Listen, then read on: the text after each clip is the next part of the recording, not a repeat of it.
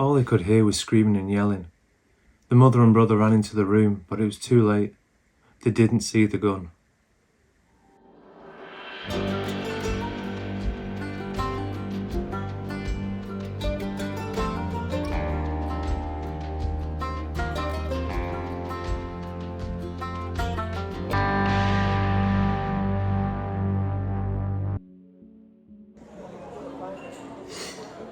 In February 1908, Charlotte was cleaning the bar in her mother's beer house, as her mum was the landlady of the Prince of Wales pub in Gorton.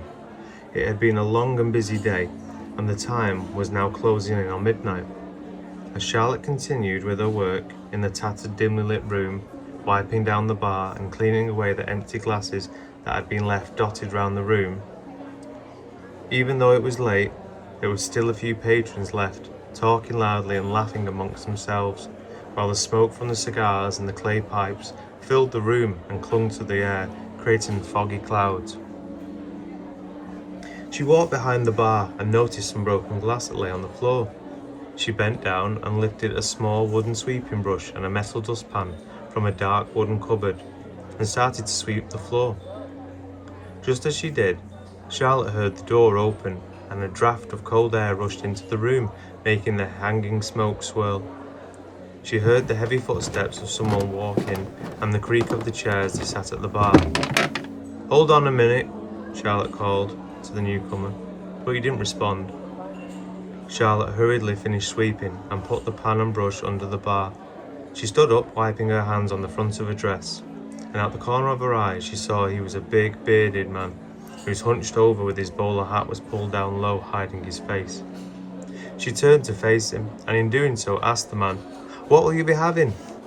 But as soon as she spoke, the person looked up and stared Charlotte straight in the eyes. All of a sudden, Charlotte could feel herself filling with rage, and she couldn't hold back any longer.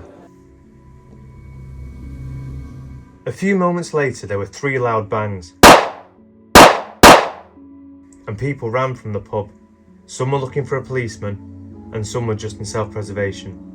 When the police arrived, the man who sat at the bar was gone, but the rumours from the people who were outside the beer house were that the man was now hiding at his mother's home in Openshaw, which was just a few minutes away. The police raced to the address, and when they gained access, they found him trying to escape from an upstairs window.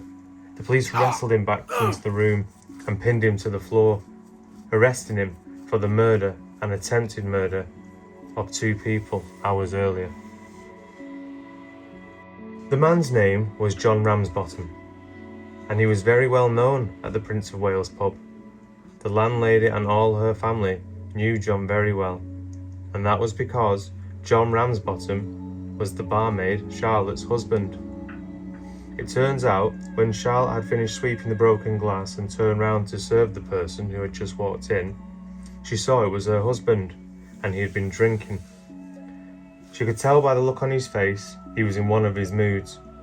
John was out of work, and he couldn't stand the fact his wife and her family were doing better than he was. So while he had been drinking, he had acquired a gun, which he'd brought with him to the pub.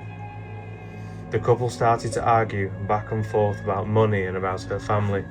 But witnesses said the situation escalated when John reached inside his long brown coat and pulled out a handgun. The pub fell silent for a second, but Charlotte, enraged, started yelling at him, telling him to get out the pub and put the gun away. At this, John silently stood up to leave, with the wooden legs of the stool grating across the wooden floorboards. The room relaxed, thinking that John was about to see sense and was about to leave. But just then, after hearing all the commotion, Charlotte's mother, who was the landlady, and her brother burst into the room, and upon seeing them, John raised his gun and shot Charlotte in the chest, and then spun around and shot Charlotte's brother twice, once in the stomach and once in the arm. After the second shot, John ran straight out the door to his mother's house. Charlotte and her brother were both rushed to the Royal Infirmary, where her brother, James McCraw, would die of his injuries, but Charlotte would survive. And at the trial on the 23rd of April 1908 at Manchester Assizes, she gave evidence against her husband, and upon hearing this, and the evidence given by the city coroner and Mr. Edward Hereford, it took the jury minutes to find John guilty of murder. And with the sentence that was common at the time, the judge sentenced him to death. But due to this crime and trial being reported by the newspaper, the Manchester Guardian, there was lots of public opinion, and John had gathered a rather large number of supporters. These supporters attempted to get John a reprieve by writing a petition to the Home Secretary, Herbert Gladstone.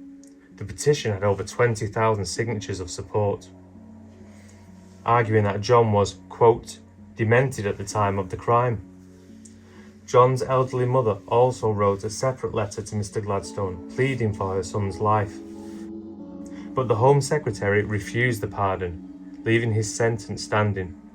So on the morning of his last day, he had a hearty breakfast, spoke to the priest, and walked slowly and calmly across the courtyard, up the scaffold. And John Ramsbottom was executed by hanging on the 12th of May, 1908.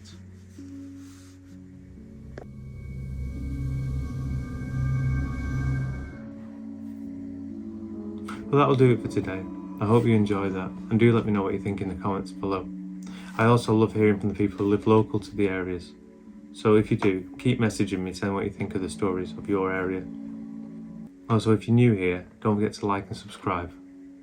Thanks for listening. Take care.